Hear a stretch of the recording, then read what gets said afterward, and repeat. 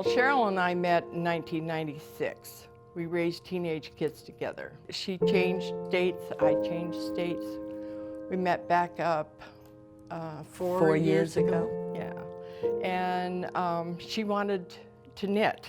So she said, well, we need a group. And I said, well, I don't know of any groups. All I had done was put out a general statement on this website that said, looking to start a new group, and Phoenix area, Peoria in particular. So we met the first time at the food court in the mall, and we couldn't hear each other. Yeah, at Arrowhead, and we couldn't hear each other. And we're going, oh, this is not gonna work. I mean, we've got to talk to each other. Then we went downstairs in the Starbucks, that didn't work. So Cheryl says, well, this isn't gonna work. And I said, well, what's gonna work? Well, we need to find a library. Well, she found Peoria Library. I received an email saying that there was going to be a knitting group that was going to be meeting upstairs on Sundays. And I looked forward to Sundays. It got to the point where I was sitting at the reference desk laughing so hard over the things that they were saying. And I could hear them from across the room. They put us upstairs, and it's supposed to be quiet. Well, have you ever had a knitting party with a bunch of hens being quiet? No, that does not work. Then I had to get what I call my mom voice, and I had to say, ladies, it's getting loud. Ladies, we're getting complaints. You know, I've been here 3 times. I don't want to tell you again.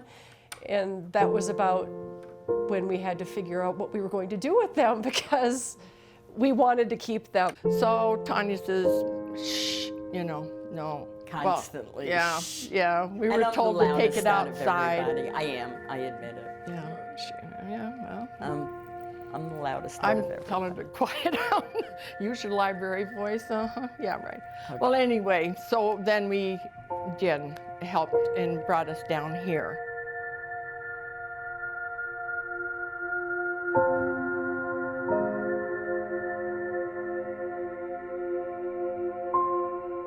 We started feeling that, you know, maybe we can get the community more involved if we start doing things for the community.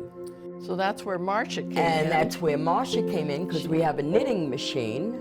Right. And she's expert at that. I moved from California and I'm a knitter. I went online and I found this group in Peoria, and they've just been wonderful. From that same Knitting Paradise newsletter, there came a cry from the national headquarters that they really had a shortage of knitted knockers. It's an organization that provides breast cancer survivors with the option of not having surgical reconstruction on breasts that have had to be removed because of cancer. I brought the proposal in, and everyone agreed that that would be something that they wanted to do. Every family has been touched by breast cancer. And so if there's something that we can do to help, then we felt it was a really good cause for our group. When it came up and Marcia explained it to us, I jumped on it. I lost a sister to breast cancer. Yeah. She was only 38 years old. She left two young children. So I was like, oh yeah, I'm gung-ho about this.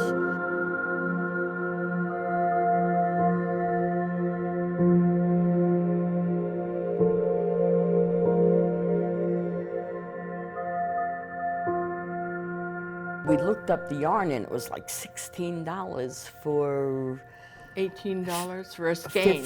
For 50 gram? Yeah, something like that. It made two. It's about the size of a baseball.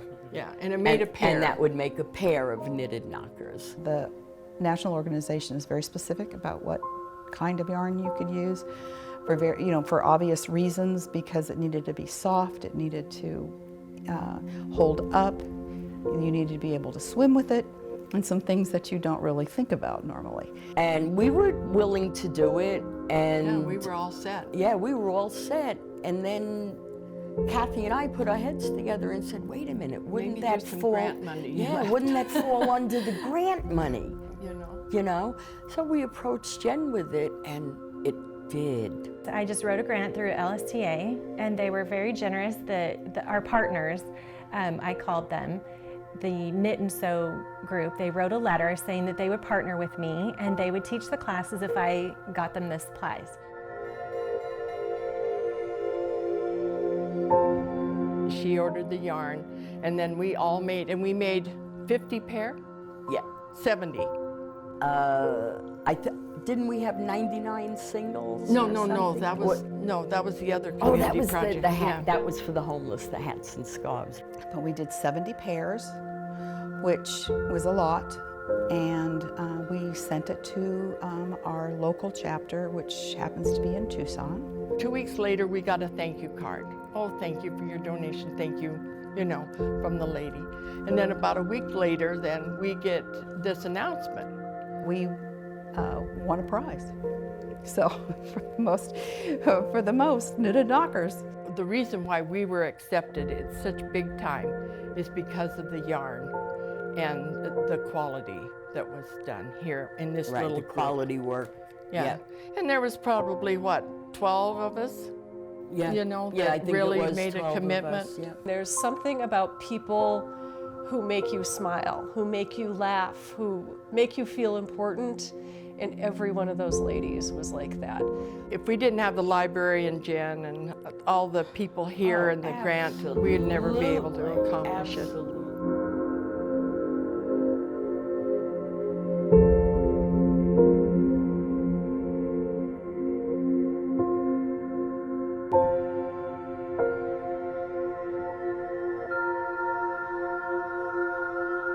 We are basically just a group of knitters that come together for camaraderie and to enjoy our craft together.